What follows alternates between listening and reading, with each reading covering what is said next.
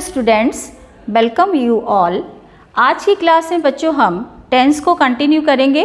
पिछली क्लास में हमने टेंस को पढ़ा था और मैंने आपको बताया था टेंस 3 प्रकार के होते हैं, प्रेजेंट, पास्ट एंड फ्यूचर। फिर आपने जाना कि प्रेजेंट टेंस का जो सब डिवीज़न किया गया है, present indefinite tense, present continuous tense, present perfect tense और प्रेजेंट परफेक्ट कंटिन्यूअस टेंस। तो पिछली क्लास में हम लोग 2 टेंस को कवर कर चुके हैं, प्रेजेंट इंडेफिनिट टेंस और present continuous tense. Today we will study about present perfect tense. तो आज हम कवर करेंगे present perfect tense. Present perfect tense में क्या रूल्स लगते हैं देखते हैं।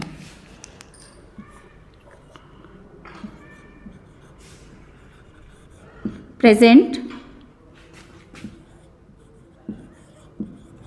Perfect tense. Present perfect tense, perfect का मतलब क्या होता है बच्चों? पूरा। क्या मतलब होता है? पूरा। जो काम हमारा पूरा हो चुका है। मैंने आपको पहचान भी बताई थी कि इसमें चुका है, चुकी है, चुके हैं, लास्ट में वर्ब में आता है या है, ई है, ए है, तो वो हमारा प्रेजेंट परफेक्ट टेंस होता है। तो परफेक्ट का मतलब पूरा, जो चीज़ पूरी हो गई है, ना वो अधूरी है, ना वो बिना पक्का है, ना ही वो पक्का है। हमारा क्या है? वो पूरा हो चुका है। वो काम हो चाहे कुछ भी हो, वो पूरा हो चुका है, तो वहाँ पर हम परफेक्ट टेंस लगाते हैं। और इसके जो रूल्स हैं बच्चों, तो सबसे पहले हम सब्जेक्ट देखेंगे। अगर हमारा सब्जेक्ट सिंगुलर में है, अगर हमारा सब्जेक्ट सिंगुलर नंबर में है, तो हम क्या लगाएंगे? हम यूज़ करेंगे हैज़ का। हमारा हेल्पिंग वर्ब क्या होगा? हैज़ होगा। और अगर प्लूरल में है,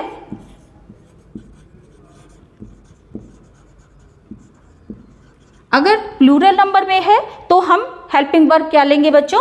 हैव। ठीक है। उसके साथ और हम क्या करेंगे? उसके साथ हम प्लस हम क्या करेंगे? Third form of the verb. आपको पता है ना बच्चों कि वर्ब की first form, second form, third form, तो आपको ये सारे रटने पड़ेंगे, फर्स्ट फॉर्म, सेकेंड फॉर्म और थर्ड फॉर्म। तो इसमें हम परफेक्ट में क्या लगाते हैं? अगर हमारा सब्जेक्ट सिंगुलर नंबर में है तो हम हैज़ का यूज़ करते हैं, और अगर हमारा सब्जेक्ट प्लूरल नंबर में है तो हम हैव का यूज़ करते हैं, प्लस क्या लगाते हैं? Third form of the verb. अगर हमारा सब्जेक्ट आई है बच्चों, अगर आई है तो आई के साथ हमारा क्या जाएगा? हैव जाएगा। ठीक है। तो इसको पूरा करने के लिए, इसको बनाने के लिए हम सबसे पहले हम सब्जेक्ट को देखेंगे। अगर सिंगुलर में है तो हैज़ हेल्पिंग वर्ब लेंगे, और अगर प्लूरल में है तो हम हेल्पिंग वर्ब कौन सा लेंगे? हैव लेंगे, plus third form of the verb का यूज़ करेंगे। तो इसको एक एग्जाम्पल के थ्रू समझते हैं बच्चों।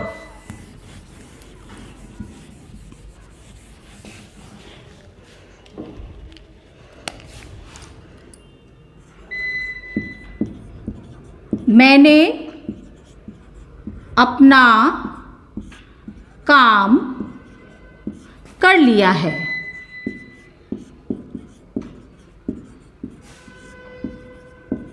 और इसी को हम ये ऐसे भी लिख सकते हैं कि मैं अपना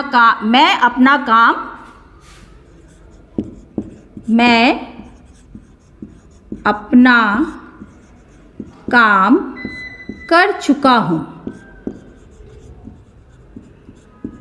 देखिए, दोनों तरह से बोलते हैं ना। या तो हम बोलेंगे कि मैंने अपना काम कर लिया है, या फिर हम बोलेंगे कि मैं अपना काम कर चुका हूँ। दोनों का मतलब सेम है कि काम जो है वो कंप्लीट हो गया है, वो पूरा हो गया है। ठीक है। तो इसको हम रूल्स के अकॉर्डिंग देखेंगे बच्चों कि हमारा जो सब्जेक्ट है वो क्या है? आई। क्या है सब्जेक्ट हमारा? आई। मैंने आपको बताया कि आई के साथ कौन सा हेल्पिंग वर्ब लेंगे? हैव। तो आई के साथ हमने क्या हेल्पिंग वर्ब लिया? हैव। उसके बाद देखिए हम वर्ब को लेंगे। वर्ब की हमको क्या करनी है? First form, second form, third form. कौन सी फॉर्म लेनी है? थर्ड फॉर्म लेनी है। तो बच्चों देखो, मैंने अपना काम कर लिया है, मतलब काम हमने क्या किया है? कंप्लीट कर लिया है। ठीक है ना। तो हमने अपना काम कर लिया है। I have done, do, did, done. करने की तीनों फॉर्म क्या होती है? First form do, second form did and third form is done. तो आई हैव डन, अपना आई के साथ my, I have done my work, I have done my work, मैंने अपना काम कर लिया है। दूसरा क्या है? मैं अपना काम कर चुका हूं, सेम चीज है। आई, मैं सब्जेक्ट, काम कर चुका हूं, हैव हेल्पिंग वर्ब, और करना डन, अपना माई और काम का वर्क। तो दोनों ही सेम है, बोलने का तरीका अलग है। हिंदी में हम दो प्रकार से बोलते हैं, बट हम इंग्लिश में एक ही प्रकार से बोलते हैं। दोनों का अर्थ सेम है। और बस इस चीज़ का ध्यान रखना है बच्चों कि इसमें जो हेल्पिंग वर्ब लगेगा, सिंगुलर में हमारा हैज़ और प्लूरल में हम हैव का प्रयोग करेंगे, plus third form of the verb का यूज़ करेंगे। आई के साथ हैव जाएगा।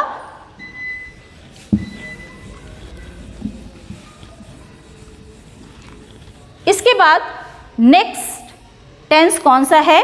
Present perfect continuous tense. Present perfect continuous tense. देखिए बच्चों, एक परफेक्ट और एक कंटिन्यूअस, दो चीजें हैं इसमें। एक तो पूरा हो गया है और एक अधूरा है, मतलब कुछ काम पूरा हो चुका है, आगे फर्दर वो कंटिन्यू है। इसमें जो हमारा पहचान होती है, ये सेम कंटिन्यूअस की तरह ही पहचान होती है, जैसे रहा है, रही है, रहे हैं, रहा हूँ, यही होगी। लेकिन हमें ध्यान देना है कि कहीं ये ड्यूरेशन ऑफ टाइम तो नहीं बता रहा है, टाइम का ड्यूरेशन तो नहीं बता रहा है, लेंथ तो नहीं बता रहा है, स्टार्टिंग पॉइंट जो है टाइम का तो नहीं बता रहा है। इस चीज़ का हमें विशेष ध्यान रखना है। अगर ऐसी चीज़ें हमें दिख रही हैं सेंटेंस में, तो वो प्रेजेंट कंटिन्यूअस टेंस ना होकर के क्या होगा? प्रेजेंट परफेक्ट कंटिन्यूअस टेंस होगा। इसमें बच्चों हम क्या करते हैं? सिंस और फॉर का यूज करते हैं। किसका करते हैं? सिंस और फॉर का यूज करते हैं। ठीक है, अब सिंस का यूज कहाँ करते हैं और फॉर का यूज कहाँ करते हैं? देखिए, जहां पर ड्यूरेशन ऑफ टाइम आया, टाइम ड्यूरेशन अगर दिखता है, ड्यूरेशन ऑफ टाइम, तो हम किसका यूज करेंगे बच्चों? हम यूज करेंगे फॉर का। ठीक है, और सिंस का यूज हम कब करते हैं? जब स्टार्टिंग पॉइंट ऑफ टाइम, जब starting point of time show होता है तो हम सिंस का यूज करते हैं। ठीक है, मतलब क्या है? स्टार्टिंग पॉइंट ऑफ टाइम का मतलब क्या हुआ? ड्यूरेशन ऑफ टाइम का मतलब क्या हुआ? ड्यूरेशन का मतलब होता है कि कितनी देर से आप काम कर रहे हैं, या कितनी देर से आप अपना काम कंप्लीट कर रहे हैं, कितनी देर से आप पढ़ाई कर रहे हैं, कितनी देर से आप गाना गा रहे हैं, कितनी देर से आप चल रहे हैं। तो ये ड्यूरेशन बताता है, ये टाइम नहीं बताता है कि आपने अपना काम कब शुरू किया। स्टार्टिंग पॉइंट नहीं बताता है टाइम का, लेकिन स्टार्टिंग पॉइंट ये होता है कि हमने जैसे 1990 से मैंने ये काम शुरू किया है, तो स्टार्टिंग पॉइंट क्या है? 1990। हमने सुबह से ये काम शुरू किया है, तो हमारा स्टार्टिंग पॉइंट कब है? सुबह।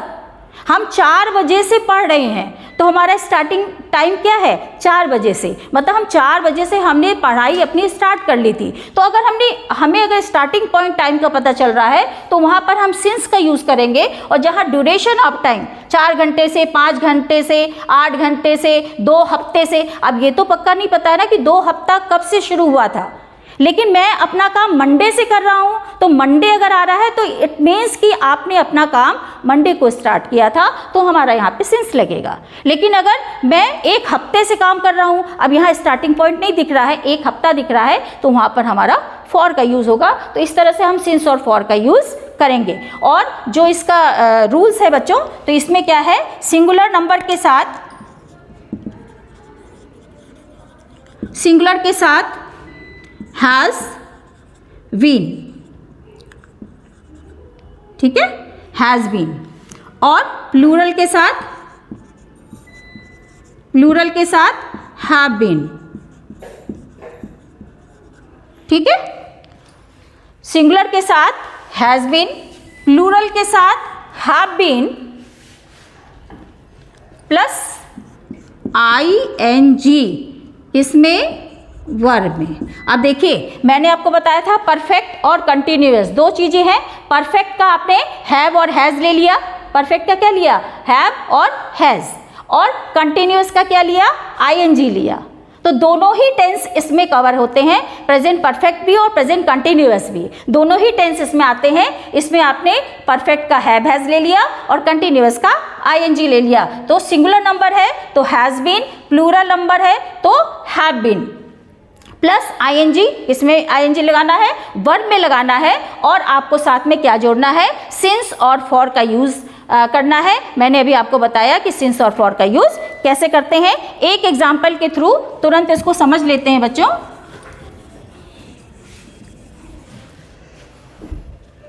मैं 4 घंटे से खेल रहा हूं। देखिए रहा हूं कंटिन्यूअस की तरह इसमें भी रहा हूं है, और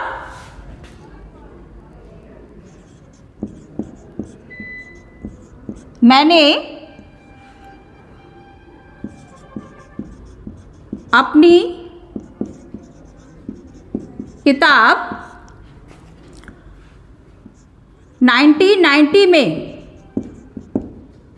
1990 से लिख रहा हूं।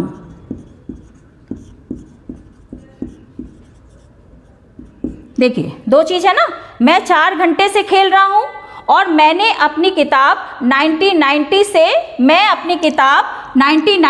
लिख रहा हूं।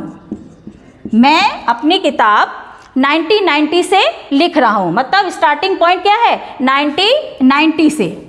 ठीक है, दोनों में ही रहा है आ रहा है कंटिन्यूअस की तरह ही, लेकिन दोनों में ही टाइम ड्यूरेशन और स्टार्टिंग पॉइंट समझ में आ रहा है। तो पहले का क्या होगा, मैं 4 घंटे से खेल रहा हूं, मतलब आई, सबसे पहले आपका सब्जेक्ट आएगा आई, खेल रहा हूं प्लेइंग। अब हेल्पिंग वर्ब कौन सी लेनी है, हैव, तो आई हैव, साथ में क्या बताया था, बीन का यूज करेंगे, बीन, साथ में वर्ब में ING लगाएंगे, प्लेइंग।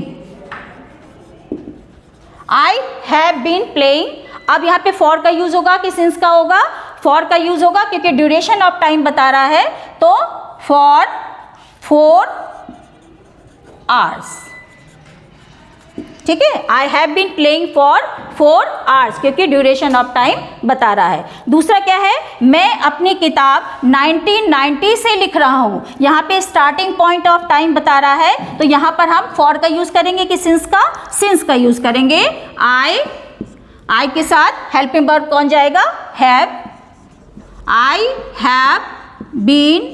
अब राइट में ING लगाएंगे, राइटिंग माई बुक, कब से, 1990 से, तो फॉर लगेगा कि सिंस लगेगा क्योंकि यहाँ पर स्टार्टिंग पॉइंट बता रहा है कि 1990 से शुरू की थी। ठीक है, तो I have been writing my book since 1990। ठीक है बच्चों, तो ये हमारा प्रेजेंट परफेक्ट कंटिन्यूअस टेंस है। आई होप कि आपको समझ में आया होगा कि प्रेजेंट परफेक्ट टेंस में हमें क्या क्या लगाना है, किस तरह से वर्ब को लिखना है, और प्रेजेंट परफेक्ट कंटिन्यूअस टेंस में हमें कौन सा हेल्पिंग वर्ब लगाना है, मेन वर्ब में क्या करना है, क्या क्या चेंजेस करने हैं, और सिंस और फॉर का यूज़ कैसे करना है। तो आज की क्लास में इतना ही, नेक्स्ट क्लास में नेक्स्ट टेंस को पढ़ाऊंगी। Thank you.